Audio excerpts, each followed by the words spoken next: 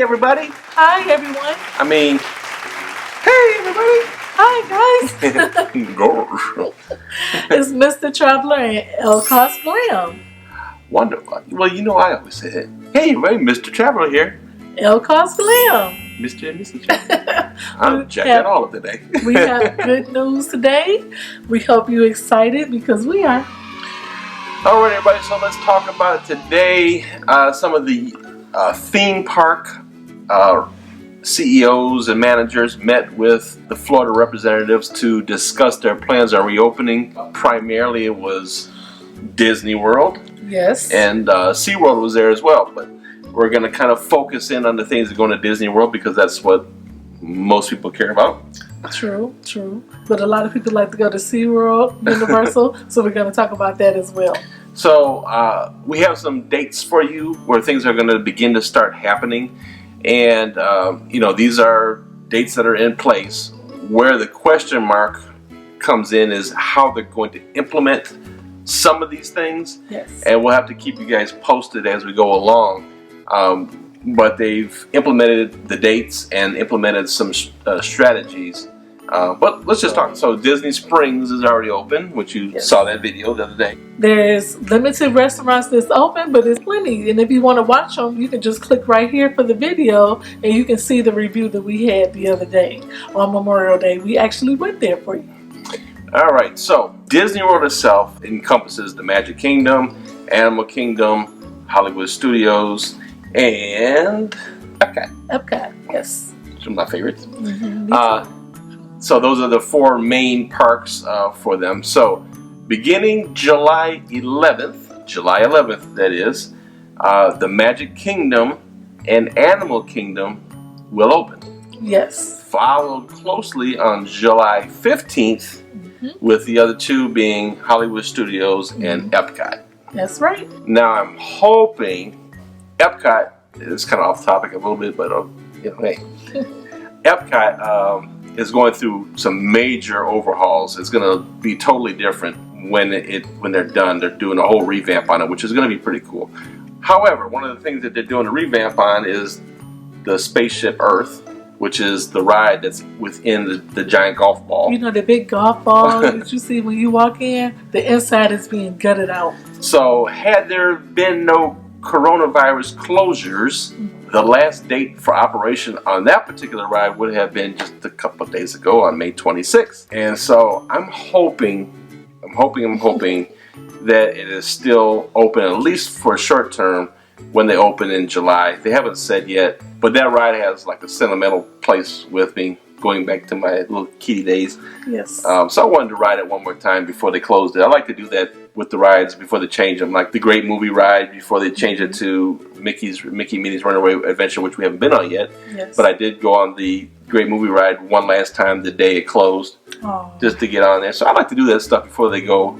Same thing with Universal. We got on the Dragon Challenge before they got rid of that. A lot of people have a lot of childhood memories that are attached to these rides.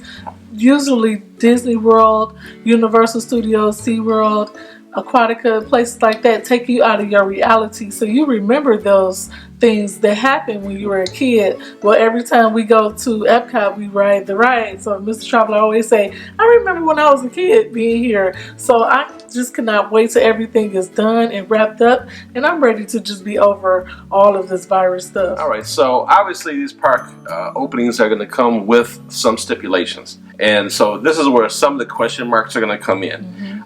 First of all, most notably, is it's going to require some type of reservation system for you to gain access to the park. Right, you can't just go to the park and just try to use your season pass holder card or put your finger on the button. You can't just go in. You have to actually make a reservation in advance now. Right, so they haven't said exactly how they're going to do this yet, because what a system. Logistically, they got some things to work out, because they got pass holders to consider. They got people who bought tickets a long time ago to consider. A package new deal, guest. Hotel people.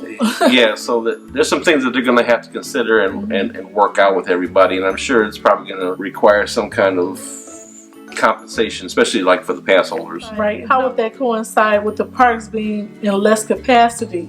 Now they have to downsize the amount of people and cut back on the season pass holders and people who regularly go. So they have to work all that out. What a job. Yeah, I'm curious to see what they're going to do. So part of the other things they're going to actually have like social distancing workers there that are going to help remind you of social distancing guidelines. Exactly.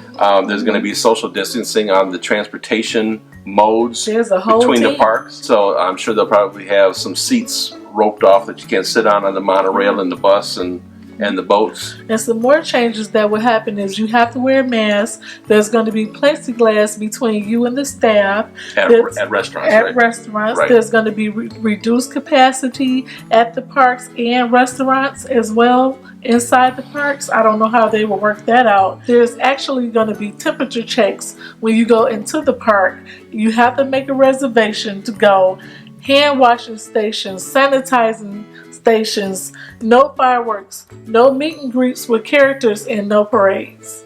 Yeah, so it's going to look a little different when they start things off here. And also I've heard that they're also going to get rid of, and this was one of my concerns, they're going to get rid of the biometric scanner to get into the park with your thumb or your finger, whatever you choose to do. So I don't know how they're going to work that piece of it out for the identification purposes. But that was one of my concerns too, with everybody touching on that thing all day long. But I guess they can still use it because, like, when you go to the stores and stuff now, when you do the keypad, like that, you use the keypad and then they like rinse off between use. But I guess that would be a lot. There's some people who would be fearful, but there is hand sanitizer. Then again, a lot of people touch that biometric system. But to add to what's going on, also for Universal, they'll be opening June 5th, and SeaWorld will be opening June 11th. I just want to throw that in there.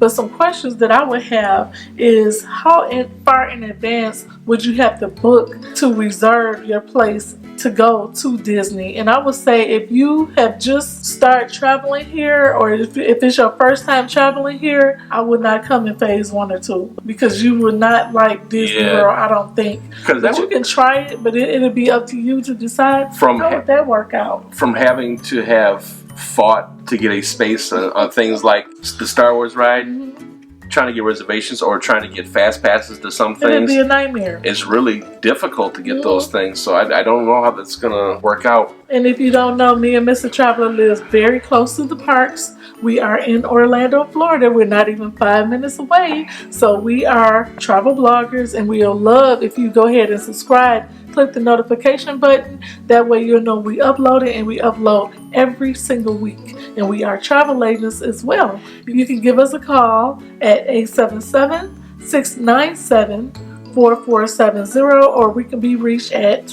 www.mr-traveler.com. You can even book online. So, and then I guess the other thing that I have concern with, I've mentioned it a couple times, is that with the heat and humidity that we have down here, 100 plus degrees. I mean, I'm concerned on how they're going to deal with people are going to be wearing masks. I think it's going to be a little bit awkward trying to wear your mask. And it's 90 degrees outside, 95% humidity. It's humid.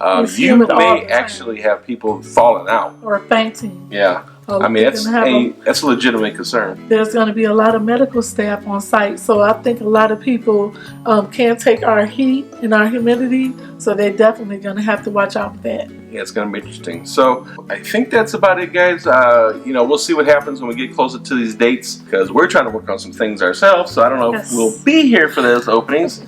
But if we are, we'll definitely probably just pop in for a minute if we can get a reservation to go in there and check it out, bring a little footage. Probably won't be staying too long. It'll be different. It won't be normal. We may wait until after the phase is over. I'm concerned with the heat and the humidity wearing that thing. That's really the big concern for me. Make sure you stay tuned for more updates. We will definitely keep you posted on what's going on. Thank you so much for watching today. All right, everybody. Life's short. Have fun. See the world. See the world. Bye, guys. Bye, everyone.